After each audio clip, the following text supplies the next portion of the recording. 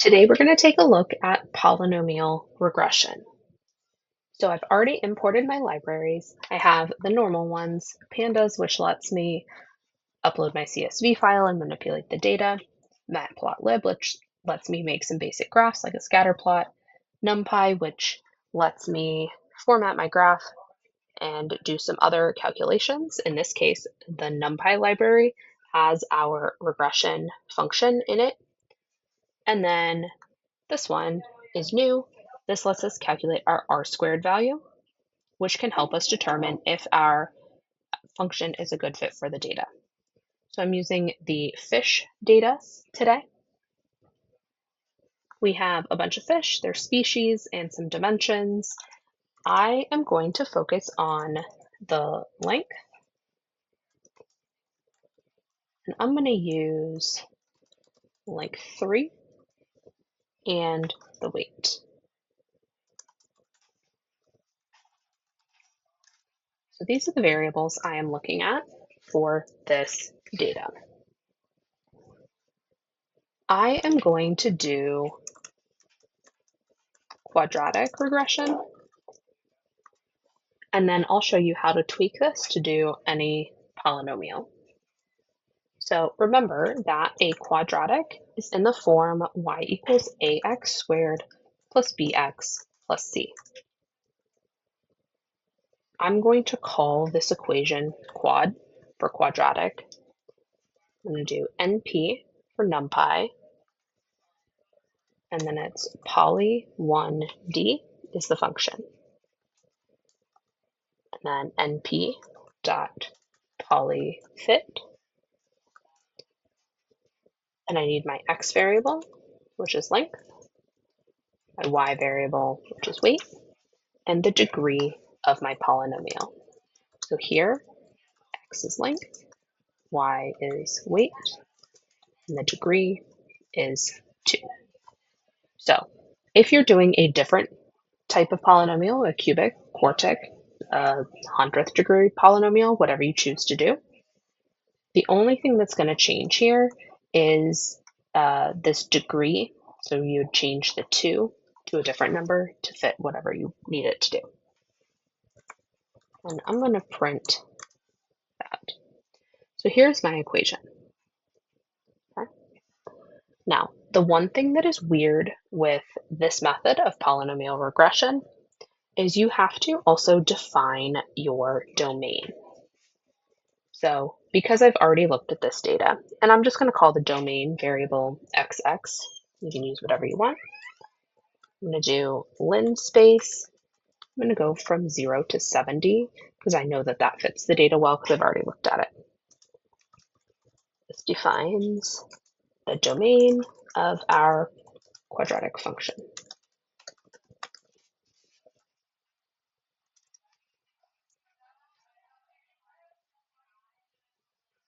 Now, let me go ahead and create my scatter plot. Again, my x variable is length, my y variable is weight. I'm going to do, plt.show.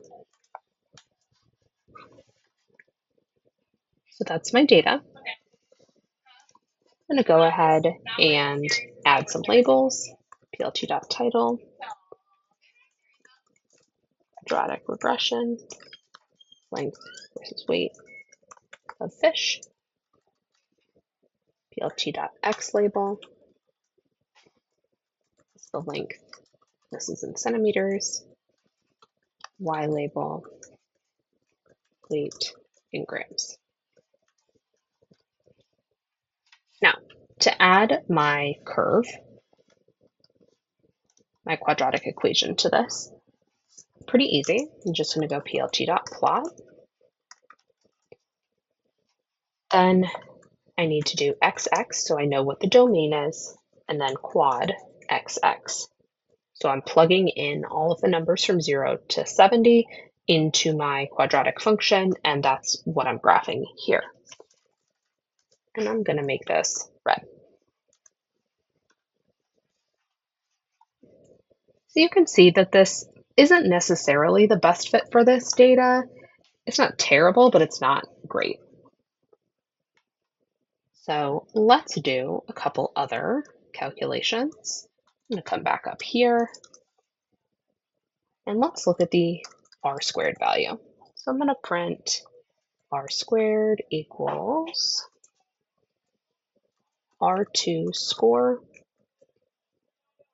Then I need to, inside this r2 score function, put the actual y value and the predicted y value. So the actual y value is the weight variable. The predicted y value is taking my quadratic function and plugging in all of the lengths.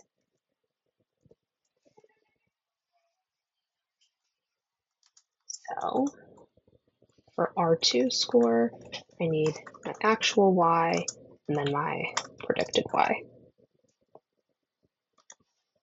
So let's see. Our R squared value isn't too bad, 0.877. I can also use this quad parenthesis value function just like I would for function notation. So just for fun, let's throw this in here. A fish that is 40 centimeters long has a predicted weight of quadratic 40 grams. Okay. And it will do that calculation for me. It'll plug 40 in for x.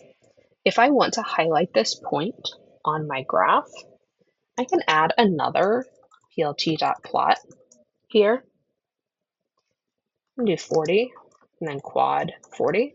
This is going to graph the point 40 quad 40.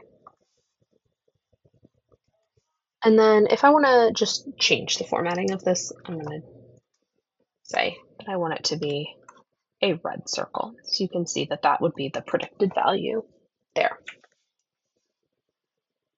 So that's how you get your quadratic regression equation, or at least one method to do that, and your graph of the data and your regression equation. The other thing that we've talked about previously is a residual plot. Residual plot can, again, help you determine if your equation is a good fit for your data. Remember that the residual is the actual y value minus the predicted y value. So the first thing we need to do is calculate our quadratic residual. To do that, we need our actual y value, which is the weight variable, minus predicted y value, which is quad, and then you're plugging in length, which is your x variable. If I want the residual plot, remember that that is just a scatter plot with your x variable versus the residual. So I can do plt.scatter. My x variable is length. And then if I want quad resid as my y variable,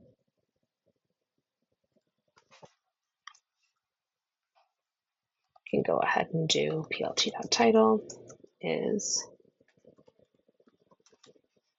quadratic residual plot, plt.x label. It's just my x variable, which is the length in centimeters. And then y label is my residual. And then plt.show.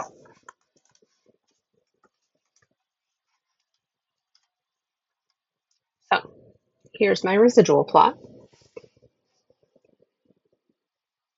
We had said earlier that ideally a residual plot has a random scatter. There's no pattern, no fanning out. You can see that this is not the best residual plot, but part of that is due to the shape of our original data set. We have a much stronger relationship between weight and length for smaller fish, and then it spreads out some as the fish get larger. The other thing that's kind of weird here is it does not have our horizontal axis at 0. So we can add in a horizontal line there if that makes you happy. First thing I'm going to do is adjust my plt.scatter. I'm going to add z order equals 2. This will move the scatter plot forward so that the axis is behind the dots and not in front of it.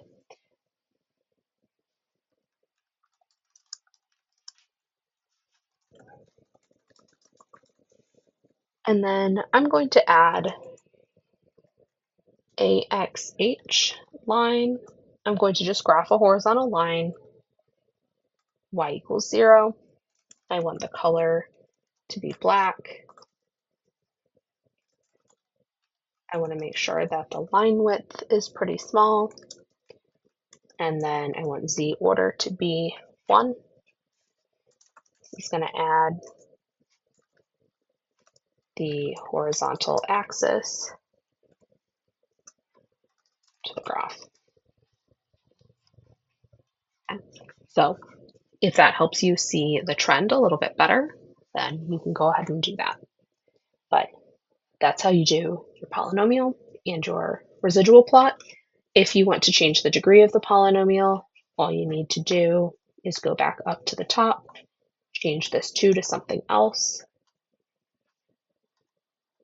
and then see how that changes your curve of best fit and your residual plot.